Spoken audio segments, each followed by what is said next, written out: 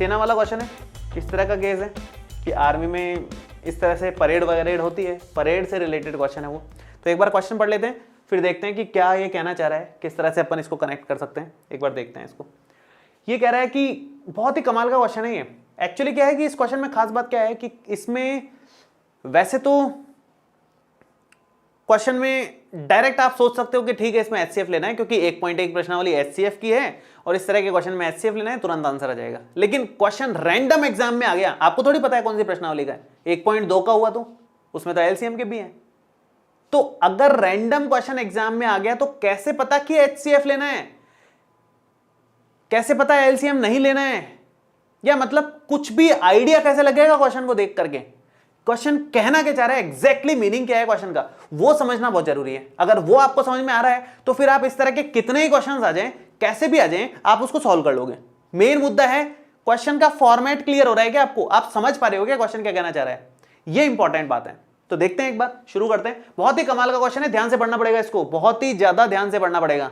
ये कह रहा है कि किसी परेड में 616 सदस्यों वाली एक सेना की टुकड़ी को 32 सदस्यों वाले एक आर्मी बैंड के पीछे मार्च करना है। मार्च मतलब वही परेड करनी है।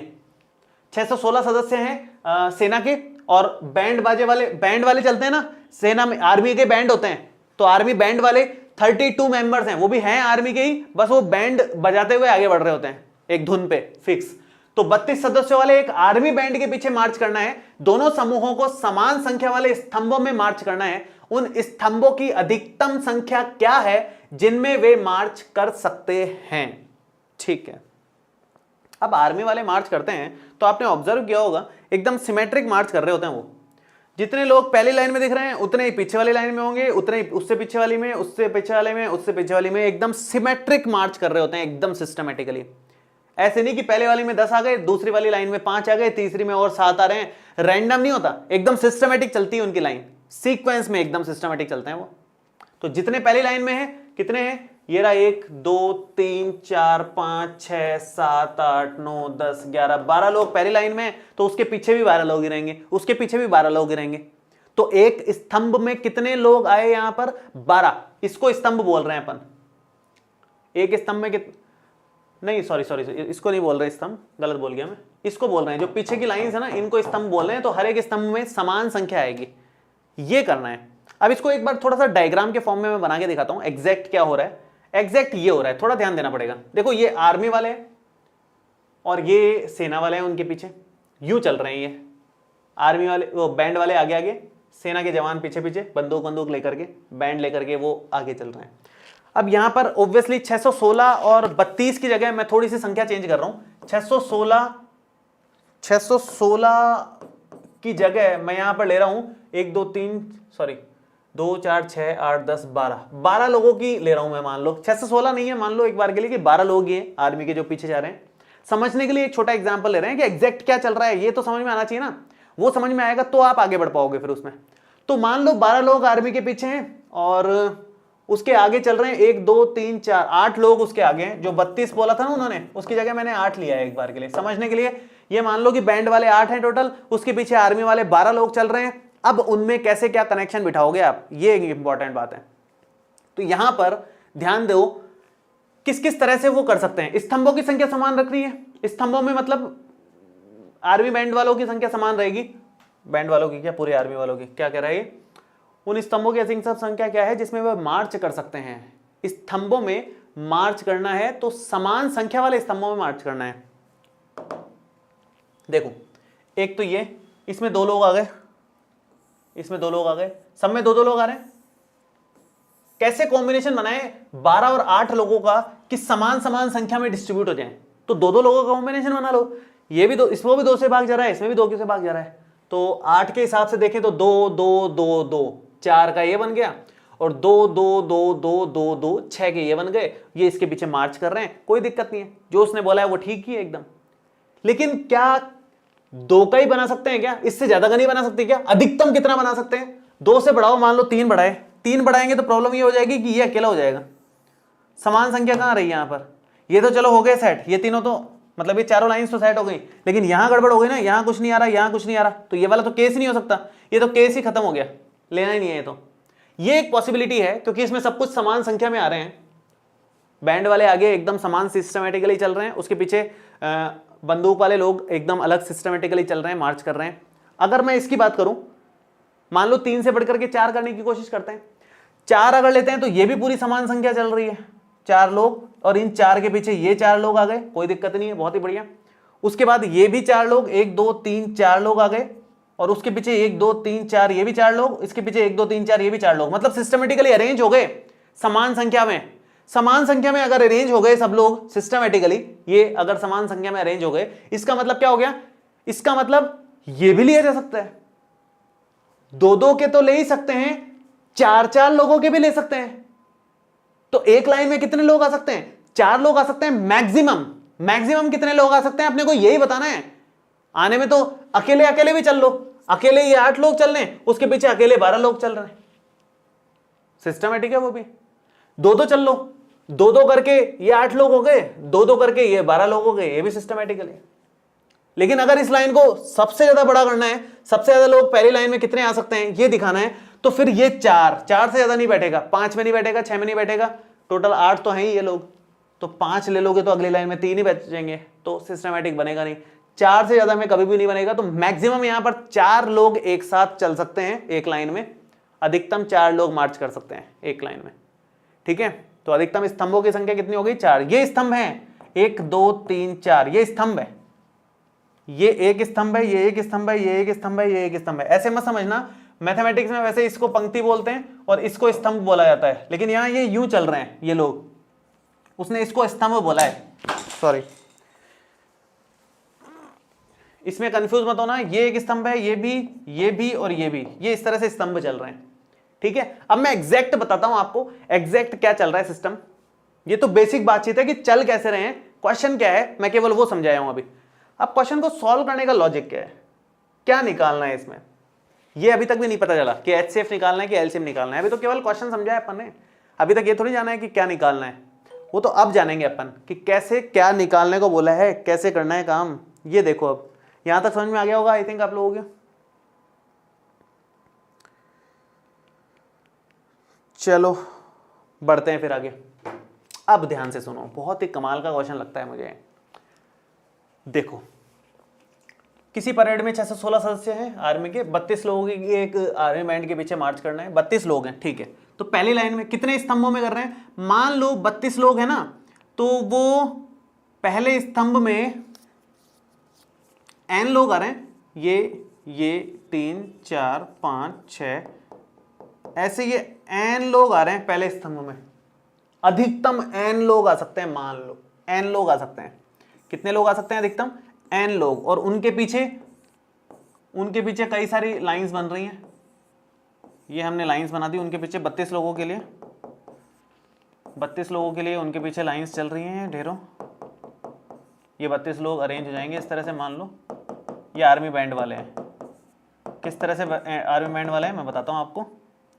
और ये भी लास्ट में यही है, ये इस तरह से है कि n स्तंभ है, और इस तरफ से कितने हैं? ये टोटल x है मान लो, ठीक है, ये x है टोटल, ठीक है। अब आगे बढ़ते हैं, ये इस तरह से चल रहे हैं, ये इस तरफ चल रहे हैं मान लो।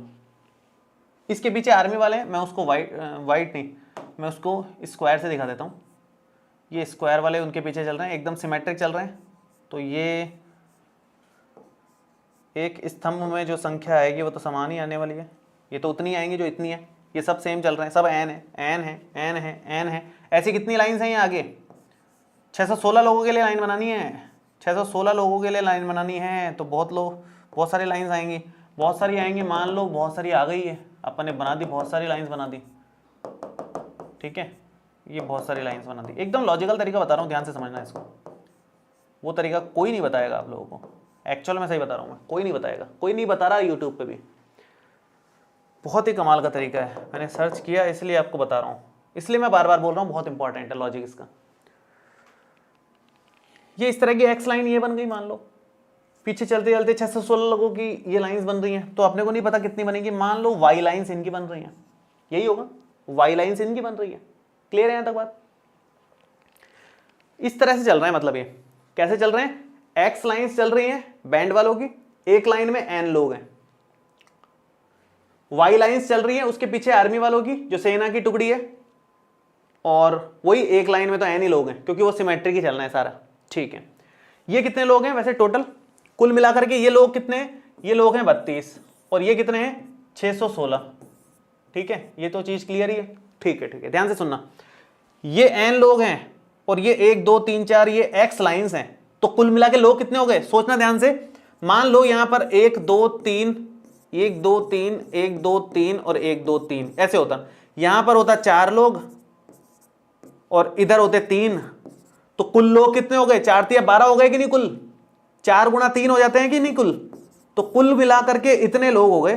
तो यहां पर देखा जाए तो n तो इधर है और x ये है, तो n इंटू एक्स कुल लोग हो गए कि नहीं। तो आर्मी बैंड वाले कितने हो गए, n इंटू एक्स, बैंड वाले कितने हो गए, डायरेक्ट लिख देता हूं मैं, ये जो 32 आ रहा है वो एक्चुअली n इंटू एक्स के बराबर आ रहा है। बैंड वाले हुए कितने ये टोटल, लॉजिकली देखें तो n इंटू एक्स के बराबर हो गए, और वो एक्चुअल में किसके बराबर है, 32 के बराबर है। n इंटू एक्स के बराबर है और एक्चुअल में वो 32 के बराबर है। ठीक है, आगे बढ़ते हैं।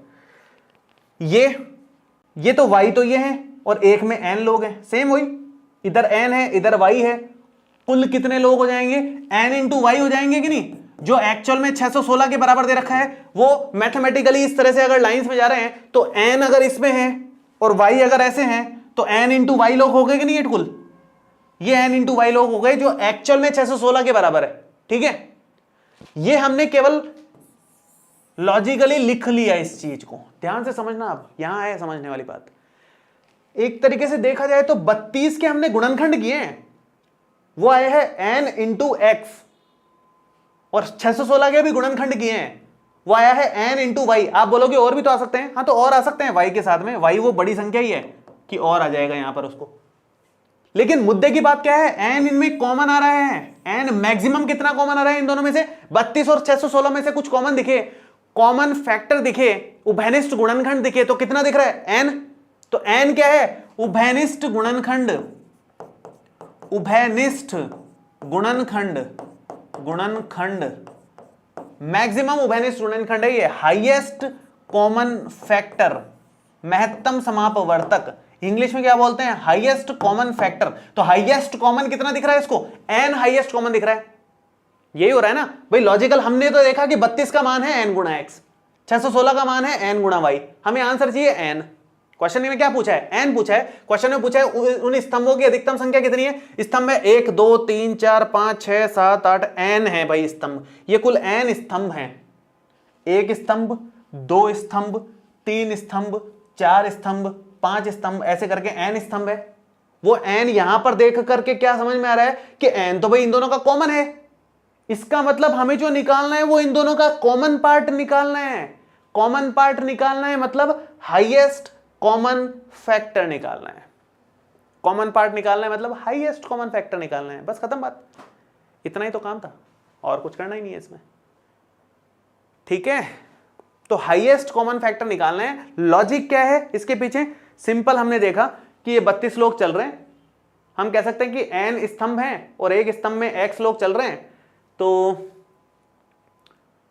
नहीं एक स्तंभ में नहीं सॉरी एक लाइन में इधर x लोग चल रहे हैं, तो n इंटू एक्स, ये 32 लोग n इंटू एक्स के बराबर हो गए, 616 लोग n इंटू वाई के बराबर हो गए। हमें आंसर n चाहिए था, क्वेश्चन में n ही पूछा है, n ही पूछा है क्वेश्चन में, तो n पूछा है तो n तो भाई दोनों का कॉमन हिस्सा है, इसका मतलब कॉमन पार्ट निकालना है आंसर, कॉमन पार्ट तो हाईएस्ट कॉमन फैक्टर होता है, तो उस हिसाब से HCF निकालना है। तो HCF निकालोगे कैसे, 32 और 616 का HCF निकालना कोई मुश्किल काम थोड़ी है, ये 616 है। अब मेन काम ये इस वाले जगह पे हो रहा है, बाकी सब कुछ समझाने का काम था आप लोगों का, वो पीछे वाला डायग्राम एग्जाम में बनाना नहीं है, आगे जो मैंने रामायण बताई आपको वो बनानी नहीं है, केवल आपको काम क्या करना है एग्जाम में, हल मैं यहां से शुरू कर रहा हूं, मेन हल ये है, बस HCF निकाल दो। HCF निकालने के लिए यूक्लिड विभाजन एल्गोरिथम हमने सीखी है, तो क्या हो जाएगा, वो भाग दोगे 32 गुना 64 होता है, नहीं जा रहा तो आई थिंक एक ही बार जाएगा, तो ये हो जाएगा 32, कितना बन रहा है यहां पर 9 बन रहा है, और ये 5 में से 3 गया तो 2 आ गया, अब यहां पर 6 बन गया, 296 है, 9 बार जाएगा डायरेक्ट, उससे कम नहीं जाएगा। तो 9 दूनी 18 का 8 हासिल की 1, 9 3 27 और 1 28, ये बन जाएगा 6 में से 8 गया तो 6 में से 8 जाएगा तो कितना आएगा, अगेन 8, और सब बस खत्म, इतना ही है। 8 आ गया शेषफल। जब भी शेषफल आपके पास आ जाए इसका मतलब स्टेप चेंज करना है। यूक्लिड विभाजन एल्गोरिथम तो कई बार सीखी है अपन ने, बहुत सारे क्वेश्चंस किए हैं। स्टेप चेंज कर लो, स्टेप चेंज करने में कोई दिक्कत थोड़ी है, अगले स्टेप में तो आंसर ही आ जाएगा, टेंशन वाली कोई बात नहीं है। ये 32 उठ करके यहां आ जाएगा, 8 चौक 32 हो गया शेषफल 0, आंसर आ गया HCF, ये HCF हो गया। स्टेप्स लिख दो आप, स्टेप्स क्या लिखोगे, पहला स्टेप कि भाई 616 जो है वो है 32 गुणा 19, 32 गुणा 19 प्लस में शेषफल कितना बन रहा है 8 के बराबर। और सेकंड स्टेप क्या है, 32 बराबर है 8 गुणा 4 प्लस 0, 32 बराबर है 8 गुणा 4 प्लस 0। इसका मतलब हमारे पास शेषफल कितना, सॉरी HCF कितना दिख रहा है यहां पर, ये तो आप लिख दो अतः है HCF बराबर कितना 8। करने का मेथड तो इतना सही है, जितनी मैंने पिछले 15 मिनट में आपको रामायण बताई ना, वो केवल समझाने के लिए बताई है कि क्यों केवल HCF ही निकाला इसमें, और कुछ क्यों नहीं निकाल रहे, ये कैसे पता चलता है वो बताया है आपको। बाकी पिछले वाली रामायण में इसमें आपको वही समझाने की कोशिश की है, और इसके आगे भी यही समझाने की कोशिश की है कि भाई ये 4 क्यों आया। 4 एक्चुअली इन दोनों का HCF था, आप देख लो 12 और 8 का HCF कितना होता है 4 आएगा। ये 12 को दिया आपने, 8 एक बार जाएगा तो यहां बचेगा 4, और फिर से दोगे तो 2 बार पूरा पूरा चला जाएगा और शेषफल 0। तो HCF कितना आया अल्टीमेटली 4, हमारे पास HCF आया, इसलिए 4 लोग आए एक स्तंभ में, सॉरी 4 स्तंभ आए कुल, इसका ये मतलब हुआ। तो एक्चुअल में HCF ही निकलता है, उसके लिए ये आपको समझाया था कि चल क्या रहा है पहले तो समझ में आए, उसके बाद HCF क्यों निकाला वो समझ में आए, और फिर फाइनली HCF निकाला।